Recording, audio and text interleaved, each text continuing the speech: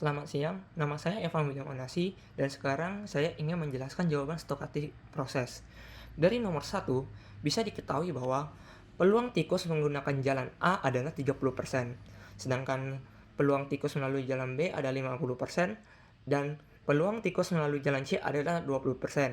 Selain itu diketahui juga bahwa peluang tikus gagal melalui jalan A adalah 80%, sedangkan peluang gagal melalui jalan B adalah 75%, dan peluang gagal melalui jalan C adalah 92%.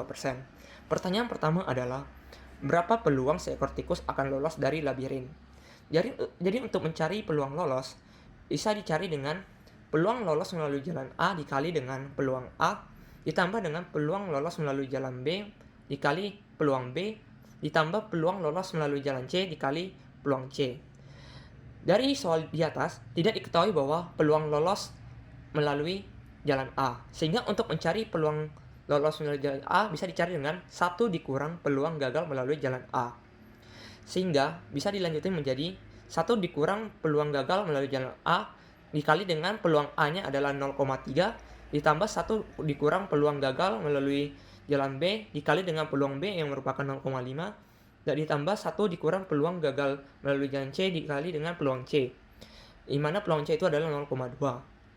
1 dikurang 0,8 dikali 0,3 ditambah 1 kurang 0,75 dikali 0,5 ditambah 1 dikurang 0,92 kali 0,2. Sehingga jika kita kurangi, maka hasilnya adalah 0,2 dikali 0,3 tambah 0,25 ditambah 0,5 tambah 0,08 dikali 0,2. Sehingga jika kita jumlahkan hasilnya adalah 0,2201. Jadi peluang seekor tikus akan lolos dari labirin adalah 0,201.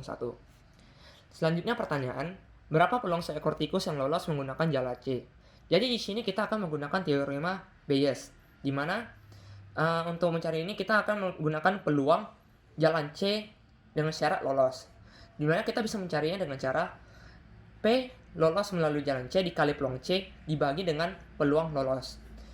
P lolos dengan syarat C itu adalah 0,08, sedangkan peluang C adalah 0,2. Dibagi dengan peluang lolos yang merupakan itu pertanyaan pertama, yang hasilnya adalah 0,201.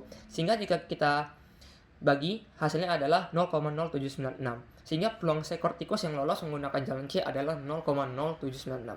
Selanjutnya adalah nomor 2. Dari kasus nomor 2, diketahui terdapat 4 state, yaitu state 0 yang merupakan jika 2 minggu berturut-turut minum kopi A, kita lambangkan sebagai AA. Lalu state 1, jika minggu pertama minum kopi A dan minggu kedua minum kopi B, kita lambangkan dengan AB. Lalu state 2, jika minggu pertama minum kopi B dan minggu kedua minum kopi A, kita lambangkan dengan BA. Lalu state terakhir yang merupakan state 3, jika 2 minggu berturut-turut minum kopi B, kita lambangkan dengan BB. Lalu untuk pertanyaannya adalah, tentukan matriks dan diagram peluang transisinya. Jadi di sini kita akan membuat matriks transisinya terlebih dahulu, di mana matriksnya ini berukuran 4 dikali 4. Matriks transisi ini berisi tentang peluang kejadian yang terdapat pada kasus nomor 2, di mana jika pada soal diketahui bahwa 2 minggu berturut-turut minum kopi A, lalu minggu ketiganya minum kopi B, itu peluangnya adalah 0,6. Jadi bisa dikatakan yang di sebelah kiri ini adalah minggu pertama, minggu kedua, lalu di sini adalah minggu 2, minggu ketiga, di mana itu merupakan 0,6. Jadi ini ada hubungannya dengan minggu ketiganya ada si minum kopi A, karena memiliki kesamaan pada minggu keduanya adalah A. Jadi bisa dicari dengan cara 1 dikurang 0,6, hasilnya 0,4. Mengapa BA dan BB ini 0? Karena pada minggu kedua dia minum kopi B, sehingga itu tidak ada hubungannya dengan state 0 yang merupakan minggu keduanya adalah kopi A. Selanjutnya adalah baris kedua, di mana diketahui bahwa minggu pertama minum kopi A dan minggu kedua minum kopi B, lalu minggu ketiganya minum kopi A. Itu peluangnya adalah 0,5. Ini ada hubungannya dengan BB karena minggu keduanya adalah B, sehingga bisa dicari dengan 1 dikurang 0,5. Selanjutnya adalah state 2 pada baris 2, yang diketahui bahwa jika minggu pertama minum kopi B dan minggu kedua adalah kopi A, maka peluang pada kopi B adalah 0,8. Ini ada hubungannya dengan AA karena minggu keduanya adalah sama. Sehingga bisa dicari dengan 1 dikurang 0,2. 1 dikurang 0,8 hasilnya adalah 0,2. Lalu untuk step terakhir, jika 2 minggu berturut-turut minum kopi B, maka minggu ketiganya adalah kopi A. Itu diketahui bahwa itu peluangnya ada 0,7. Ini ada hubungannya dengan BB, sama seperti step 1, maka bisa dicari dengan 1 dikurang 0,3. Jadi ini merupakan matriks peluang transisinya. Selanjutnya adalah peluang transisinya. Ini bisa dicari melalui matriks transisi. Anggapannya awalnya kita akan membuat dari 0. AA ke AA artinya 0 ke 0 itu memiliki peluang transisinya 0,4. Berarti dari 0 ke 0 itu adalah 0,4. Lalu selanjutnya adalah AA ke AB itu adalah 0,6. Jadi kita bikin 0 ke 1 adalah 0,6. Lanjut lagi ke step 1 yaitu AB, di mana dia memiliki peluang transisi ke BA adalah 0,5. Ini BA itu adalah nomor 2, sehingga kita bisa buat matriks peluang transisinya ke sini. 1 ke 2 adalah 0,5. Sedangkan AB ke BB adalah 0,5, artinya 1 ke 3 adalah 0,5.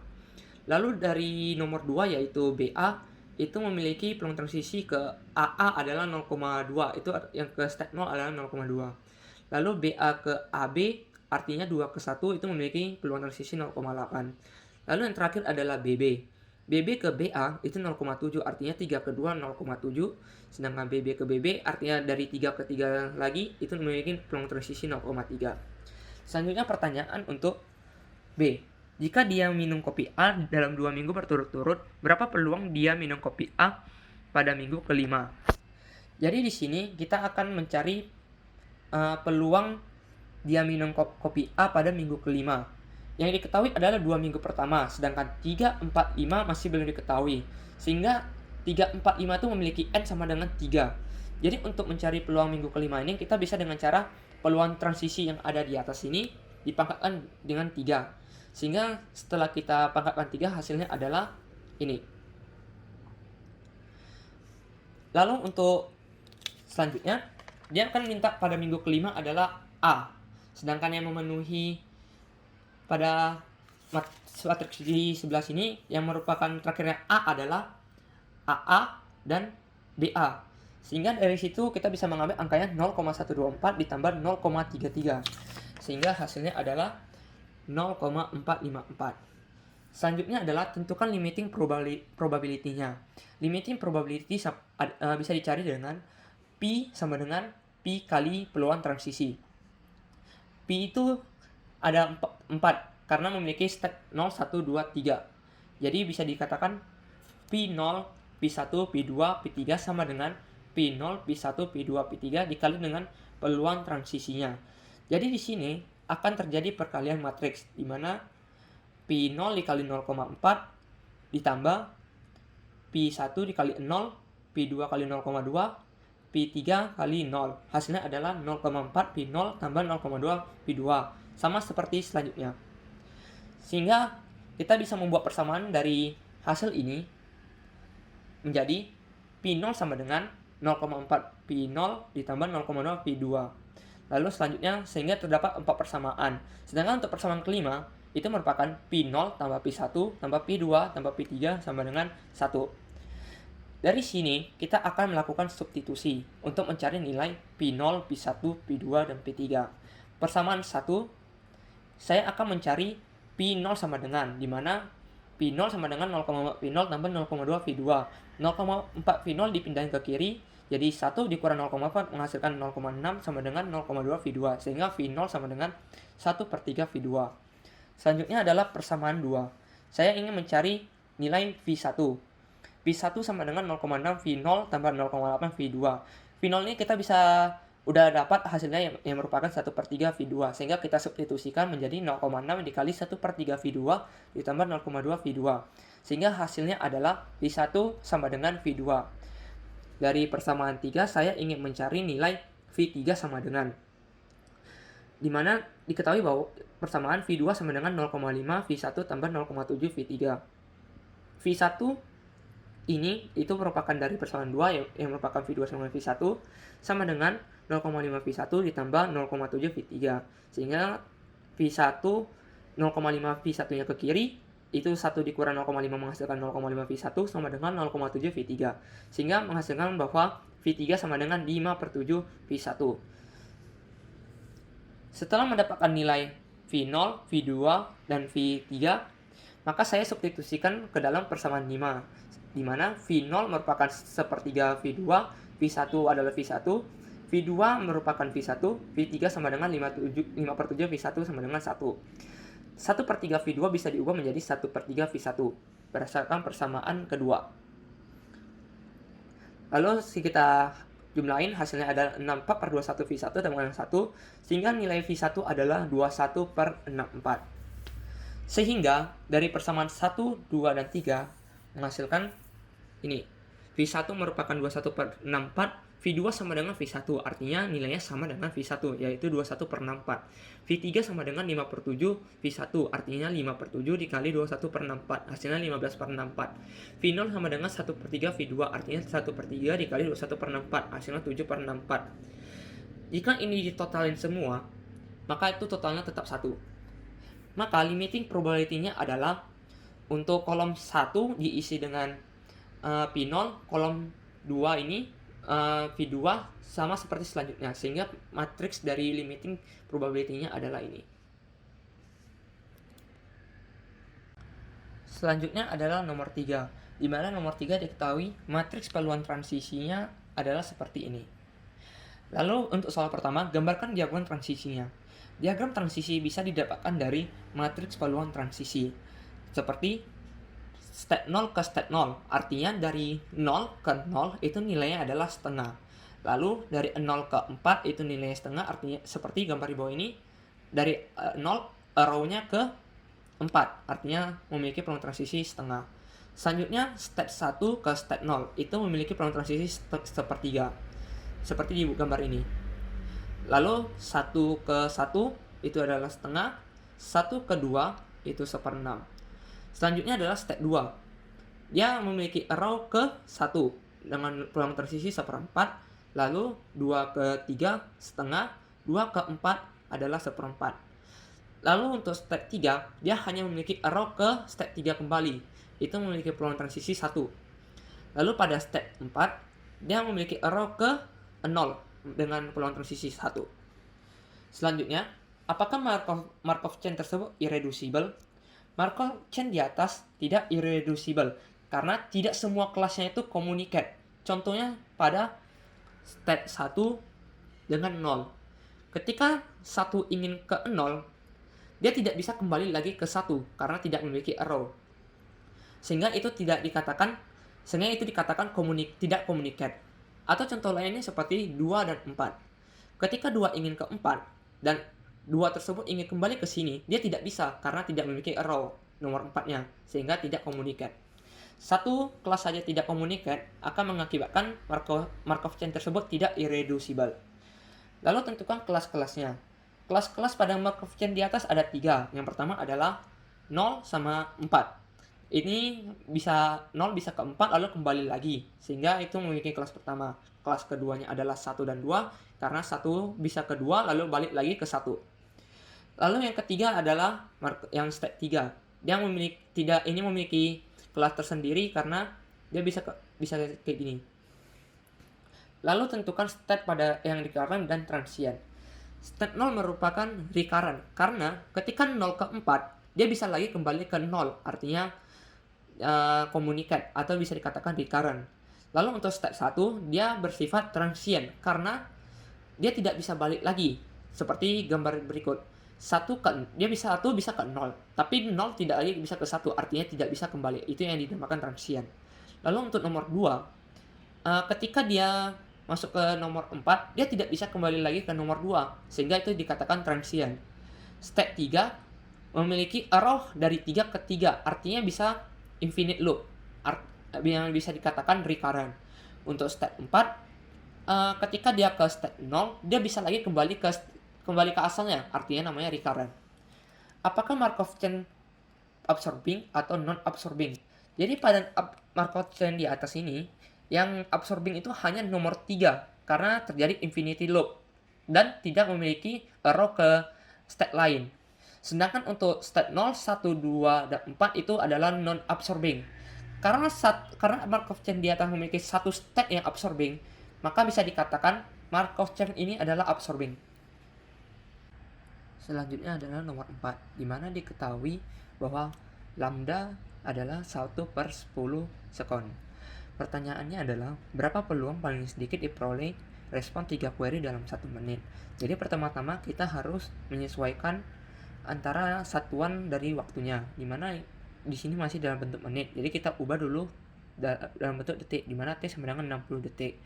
Lalu kita cari lambda kali T-nya, dimana lambda kali T sama dengan 1/10 dikali 60, hasilnya adalah 6.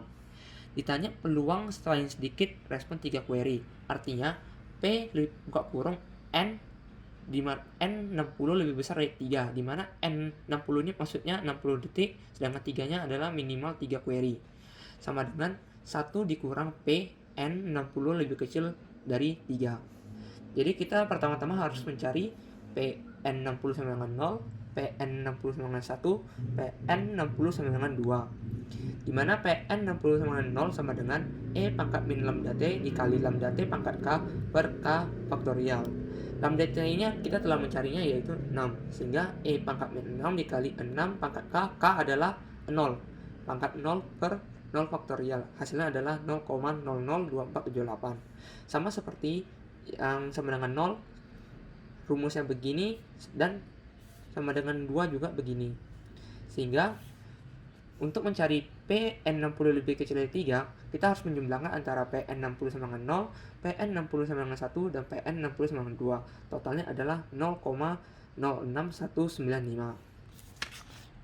Karena yang ditanya minimal 3 query, maka PN60 lebih besar dari 3 sama dengan 1 dikurang PN60 lebih kecil dari 3, sama dengan 1 dikurang 0,095, yaitu 0,93805. Lalu pertanyaan yang kedua, berapa peluang bahwa query pertama direspons paling sedikit 4 detik? Jadi di sini kita menggunakan konsep waiting time, karena ditanya peluang dari kejadian pertama, bukan total kejadian. Sehingga kita bisa menentukan peluangnya, di mana peluang buka kurang S1 lebih besar dari 4. Arti S1 ini adalah kejadian query pertama, sedangkan 4 minimal paling sedikit 4 detik.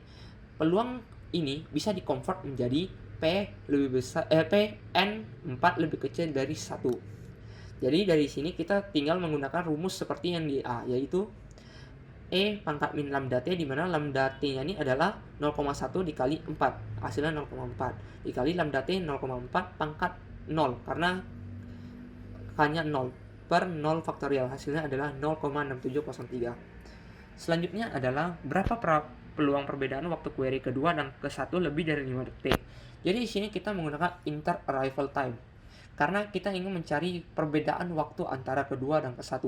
Jadi di sini peluangnya dapat disebutkan bahwa PT2 lebih besar dari 5, sama dengan E pangkat min lambda T, sama dengan E kali pangkat min 0,1 dikali T, T-nya adalah 5. E pangkat min 0,5 adalah 0,66065. Lalu soal yang terakhir adalah berapa peluang query ketiga direspon sistem lebih dari 6 detik.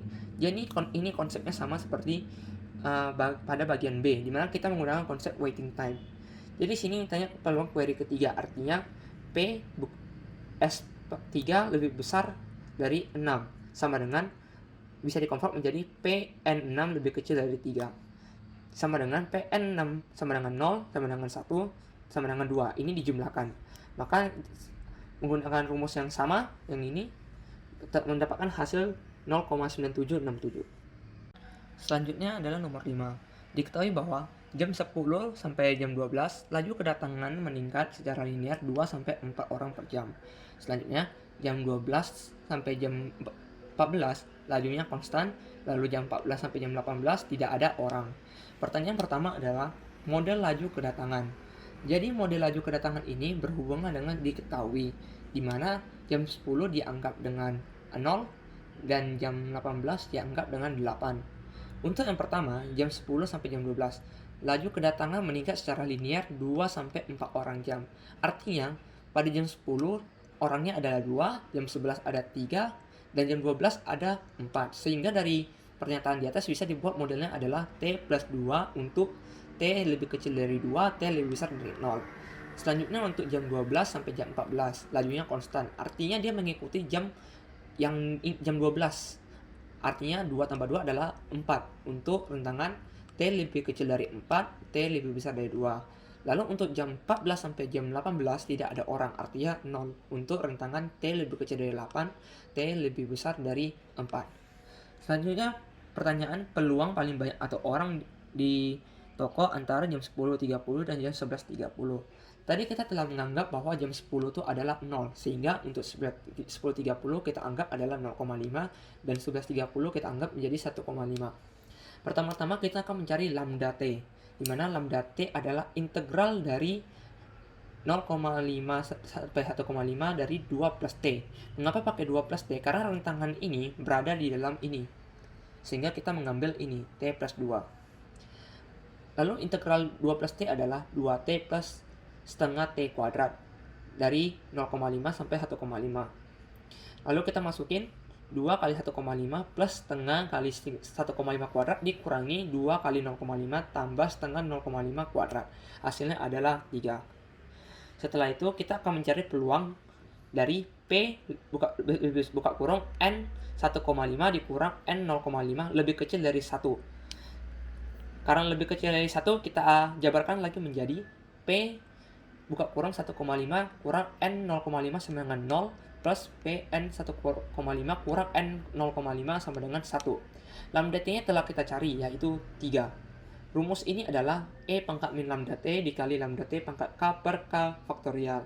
Dimana untuk yang ini adalah E pangkat min 3 dikali 3 pangkat 0, karena ini 0 K-nya, per 0 faktorial plus E pangkat min 3 dikali 3 pangkat 1 per 1 faktorial. Hasilnya adalah 0,199. Selanjutnya adalah tentukan peluang paling banyak ada 3 orang di toko antara 13.30 dan 15. Jadi kita akan menganggap sekali lagi di bahwa 13.30 adalah 3,5 dan 15 adalah 5. Pertama-tama kita akan mencari lambda T, di mana cara mencarinya adalah integral dari laju model yang tadi. Integral 3,5 sampai 4 dt ditambah integral dari 4 sampai 5 0 dt. Karena mengapa pakai 4? Karena ini 3,5 dan 4 tuh berada di rentangan di 4, sedangkan 4 dan 5 tuh berada di rentangan di 0. Lalu kita integralkan menjadi 4t 4 3,5. 4 kali 4 dikurang 4 kali 3,5 adalah 2. Selanjutnya kita mencari peluangnya, dimana peluang Pn5 dikurang N3,5 lebih kecil dari 3. Itu dijabarkan menjadi Pn5 kurang N3,5 sama dengan 0, sama dengan 1, sama dengan 2, sama dengan 3. Rumusnya sama, yaitu E pangkat lambda T dikali lambda T pangkat K per K faktorial. Setelah kita hitung, hasilnya adalah 0,8569.